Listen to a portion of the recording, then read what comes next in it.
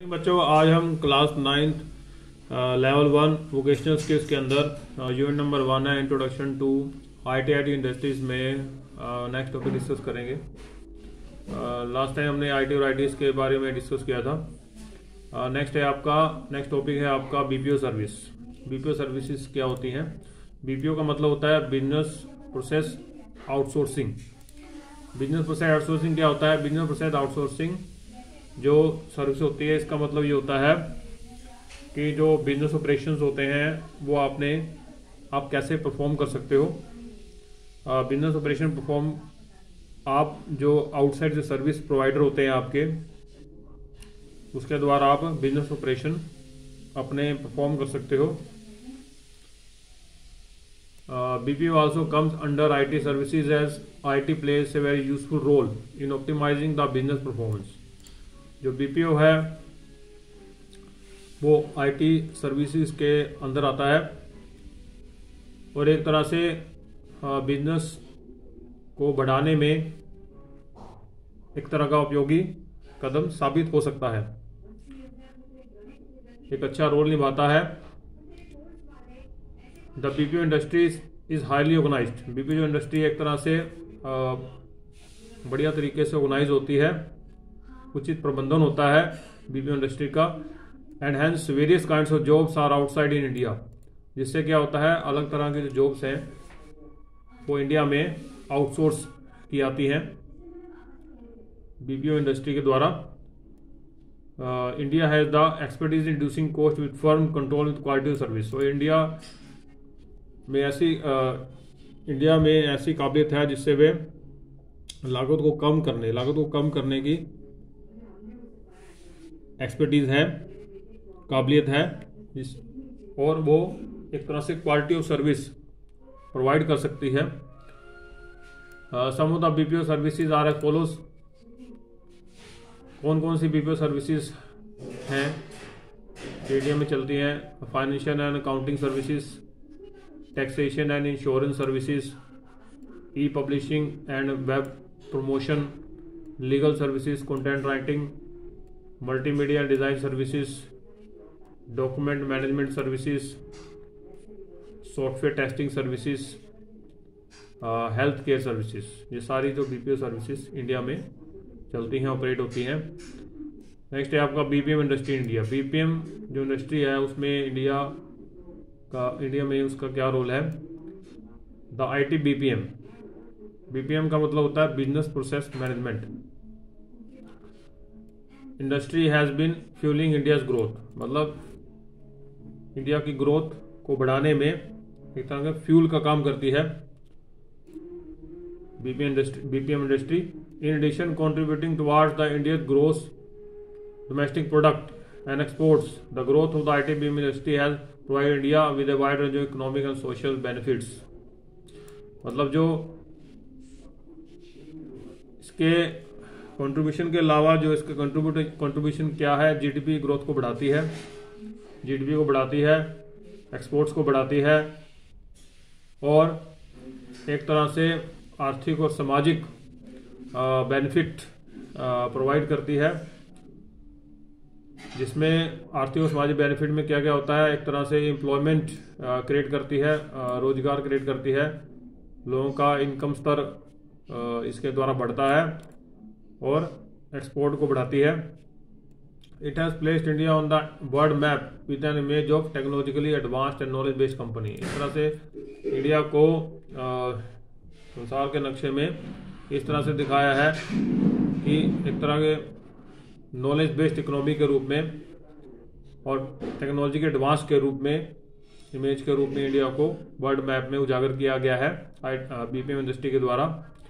This sector attracts among the large investment by venture capital has been created enabling। एक तरह से जो आईटीबीएम industry है वो एक तरह से जो रेवेन्यू आईटीबीएम इंडस्ट्री के द्वारा रेवेन्यू हमारा डबल हो जाता है। आय हमारी डबल कर दी है आईटीबीएम इंडस्ट्री ने। और इंडिया की जीडीपी ग्रोथ 2008 से 18 के डिकेड में काफ़ी बढ़ाई है। BPO service industry is is doing exceptionally, BPM आएगा यहाँ पे, बीपीओ नहीं आएगा, बीपीएम।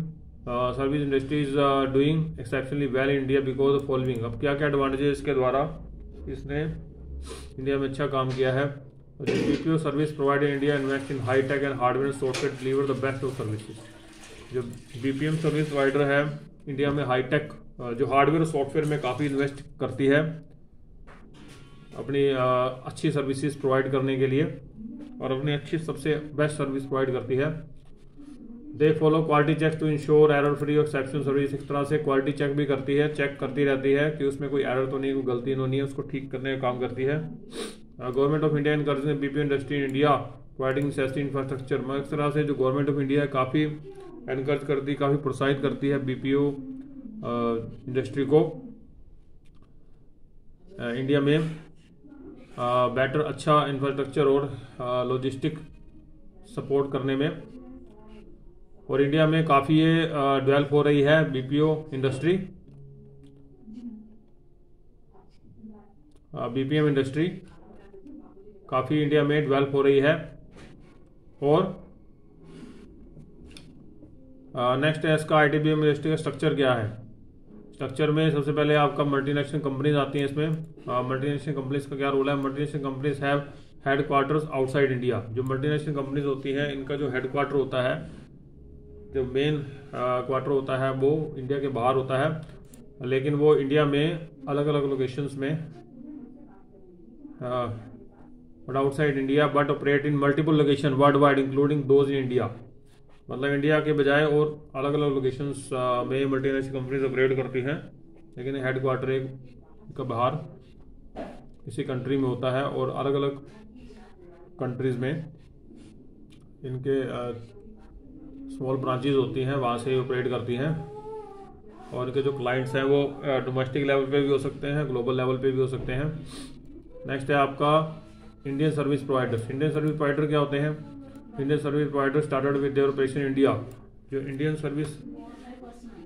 सर्विस प्रोवाइडर होते हैं वो इंडिया में ऑपरेशंस उन्होंने शुरू किया हुआ है। Most of these organisations have their headquarters in India. और ज़्यादा जो ऑर्गेनाइजेशंस हैं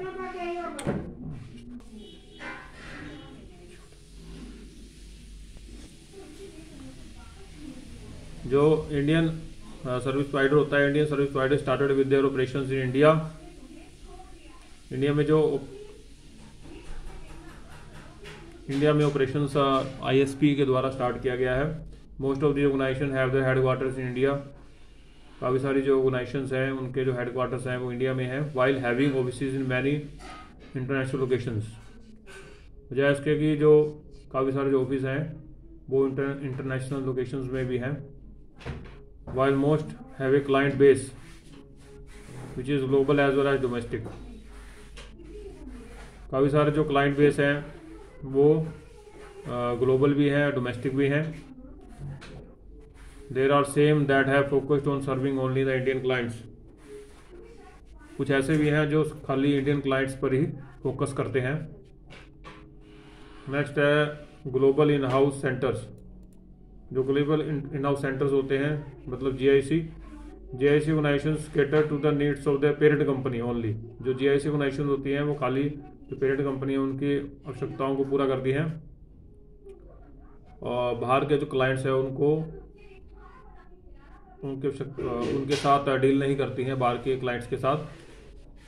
this model allows organisations the option to keep IT organization in house and at the same time take advantage of expanding their global footprint। और एक तरह से अपने घर में भी अच्छी तरह से IT ऑपरेशंस कर पाती हैं और बाहर भी अपना पैर जमाने की कोशिश करती हैं।